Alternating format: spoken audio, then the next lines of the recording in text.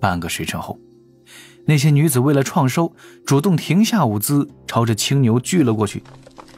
2名风尘仙子娇滴滴地喊了一声大王大王，就要朝着青牛的怀中靠去，青牛却是眉头一皱，有那么一瞬想要张开双手，但是最终还是向后跳了起来，让这2名风尘仙子扑了个空。酒不醉牛，牛自醉，他的身形有些摇晃，皱眉自怀中扔出了一只宝囊。都出去吧，让我静一静。还有，别喊我大王，我不是妖族。这一群仙子也算是职业素养过硬，什么都不问，低头快步离了此地，只留下一声您随时唤我们。待房门关上，青牛又叹了一口气，盘坐回原本的位置，看着面前的杯盘，微微出神。过了一阵儿，青牛喃喃道：该回去了。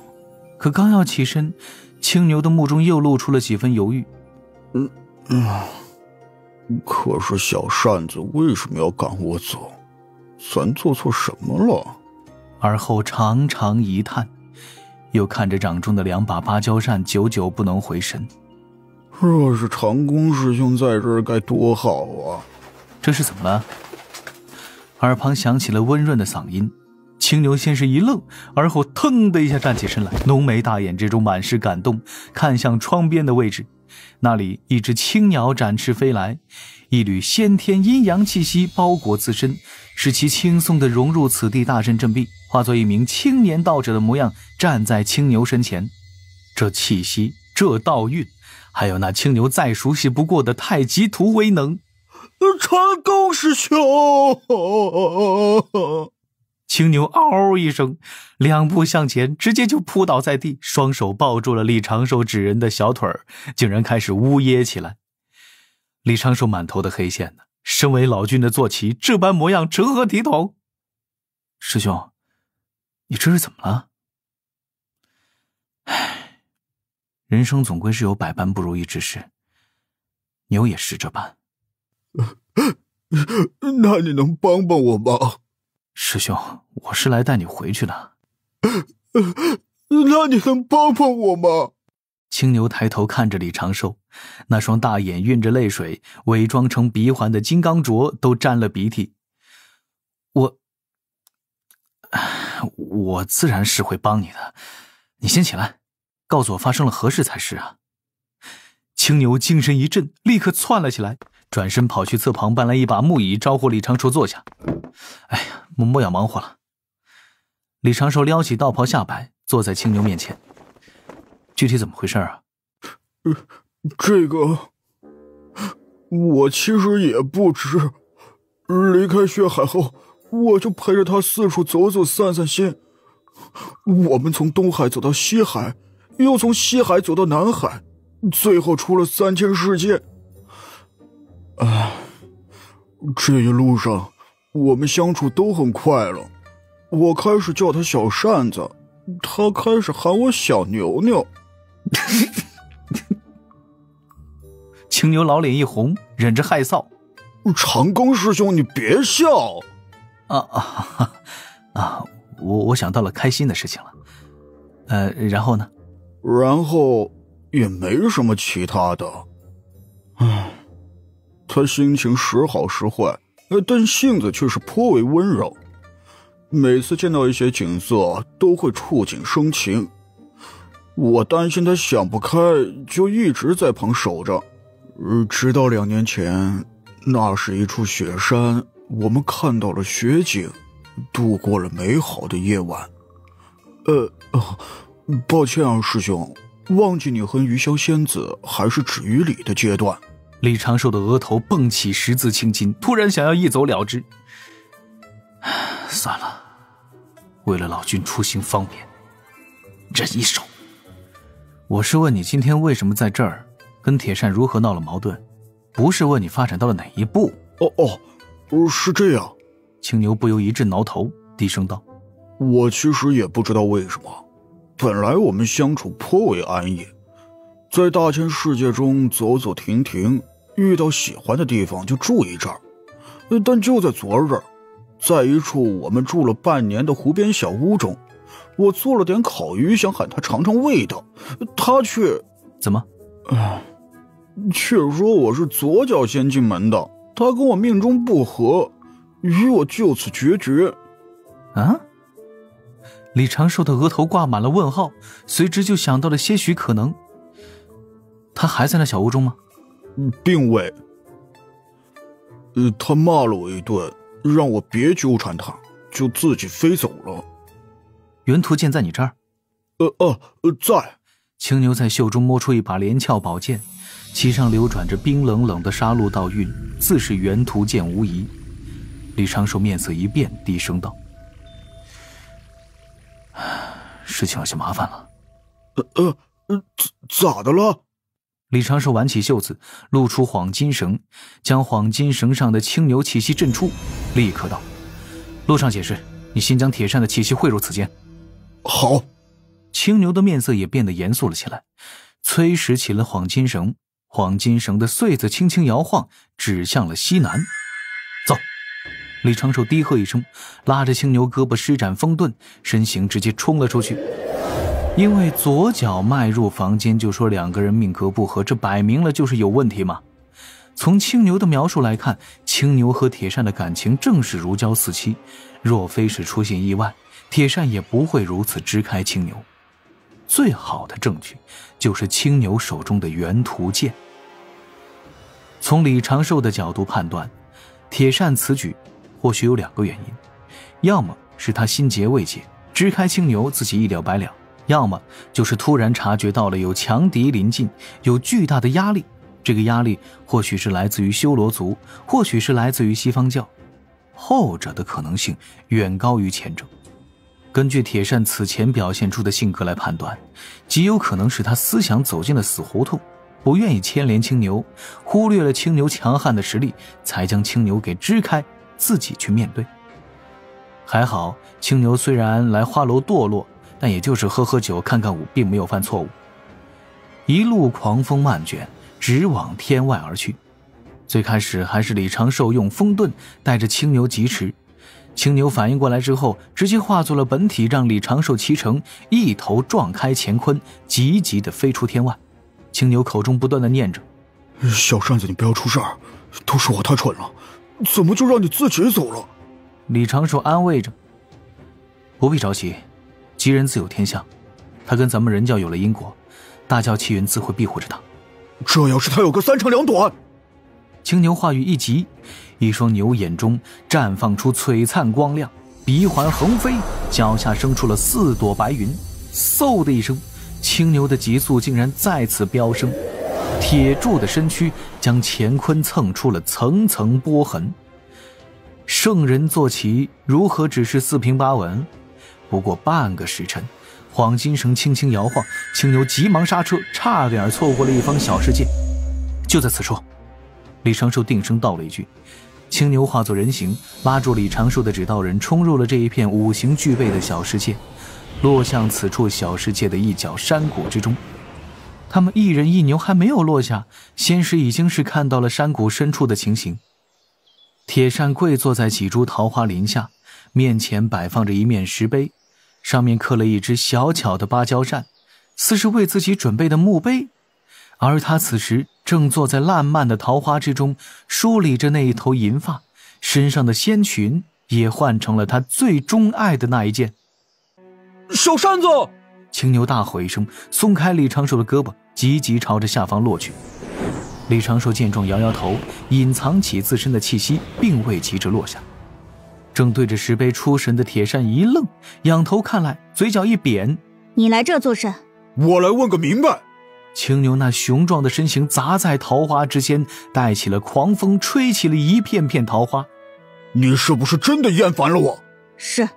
铁扇别过头去，此时已经压抑住了情绪变化，冷声道：我对你烦得要死，你总是对我纠缠不清。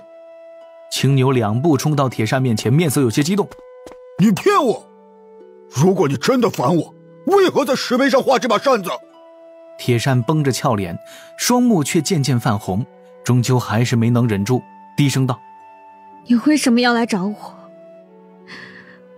我与你逍遥的这段岁月，也是心满意足，而且该清算的也是要清算。我背弃了自己的族人，背弃了自己的使者，我今日就该死在这儿。胡说八道！青牛低头，一把将铁扇给拉了起来，动作虽然有些粗鲁，却并未用太多力道。青牛盯着铁扇的双眼，定声道：你明明是救了你的族人，如果不是你对长庚师兄求情，修罗族早就被天兵和地府清算了。不一样的。铁扇低头喃喃，眼泪如珍珠断了线一般。而且说这些都是没用的，他已经找来了。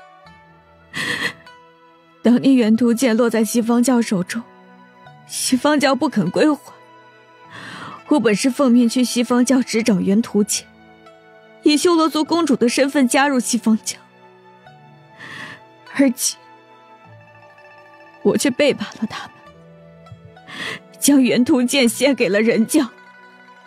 按他们的规矩，我不会有好下场的。你不了解他们的凶狠，西方教暗中藏了太多高手，太多勇猛凶手，他已经快到了，你走好吗？这本就是我欠他们的。青牛紧紧地抿着嘴唇，将铁扇强行地拥在怀里，一双臂膀鼓荡着肌肉。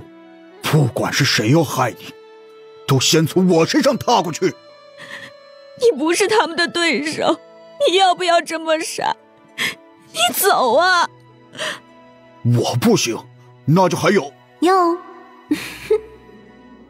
青牛的话语突然被打断，山谷各处回荡着温柔却森然的笑声。方圆千里突然变暗，一缕缕冷风扑面而来。青牛精神一振，用力地拥着铁扇，牛鼻子喷出了2股白烟，已经是战意盎然。一道蓝白色闪电横过这一座山谷，东南北3个方向各有一道狰狞的身影被投到了3面山壁上。但青牛和铁扇同时看向了西侧，青牛的面容也变得肃穆了许多，感受到了淡淡的压力。那里怪石嶙峋的角落之中，一道曼妙的身影缓缓走来，一袭血衣映得他红唇如火，如瀑青丝衬得他的身段无双。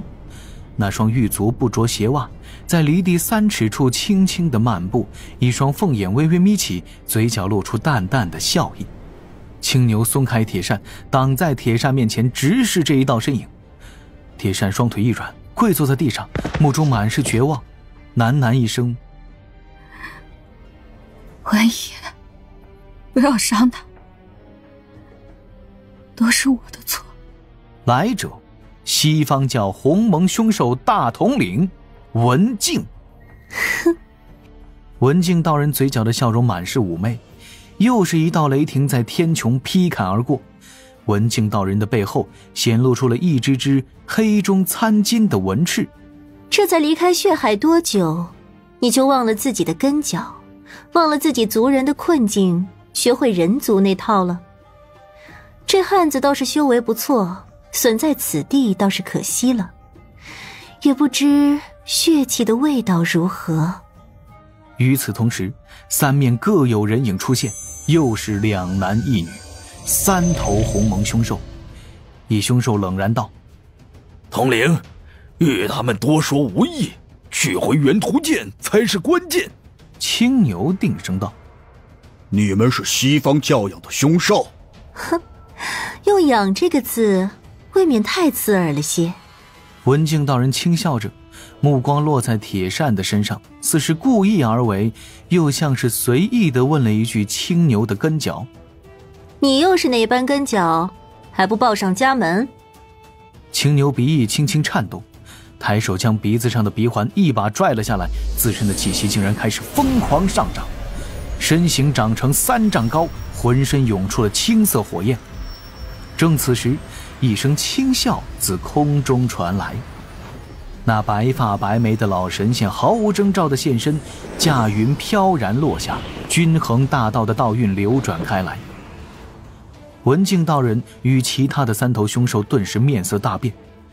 李长寿的目光划过文静道人，看向侧旁的3只凶兽，笑容无比温和，口中说的却是：各位好啊，这般偏僻之地都能见到，也算是缘法，总算又有理由去找灵山的不痛快了。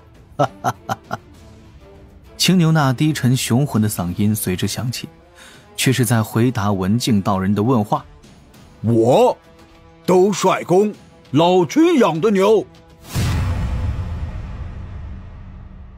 数日后，犀牛贺州灵山角落，文静道人捂着左肩，俏脸苍白无血色，自身的气息起伏不定，身上的血色纱裙反而显得越发的鲜艳。在文静道人身后，红蒙凶兽化作的一男一女单膝跪地，各自带伤。那凶兽化作的男人胸前凹进去大半，伤使周遭骨骼尽碎，此刻全凭法力强撑。仔细的辨认，这盆口大小的伤势轮廓刚好是一只牛蹄，气氛略微有些压抑。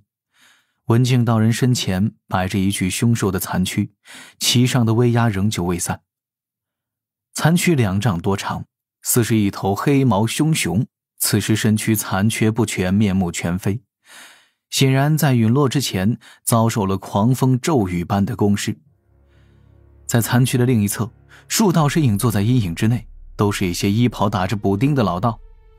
一名老道目中绽放着神光，盯着文静道人捂着的肩头。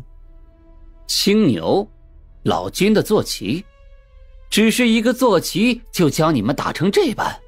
副教主，那青牛十分厉害，又是远古异种，颇难对付。他手中有一只钢环，是老君炼制的秘宝，能收各类脱手的法宝，更是有一把扇子，只是一下就将我们扇去了天外。混账！侧旁有一名矮胖老道杀气凌凌，骂道：远途剑未能取回，尔等竟被一只坐骑逼得如此狼狈，灵山要尔等有何用？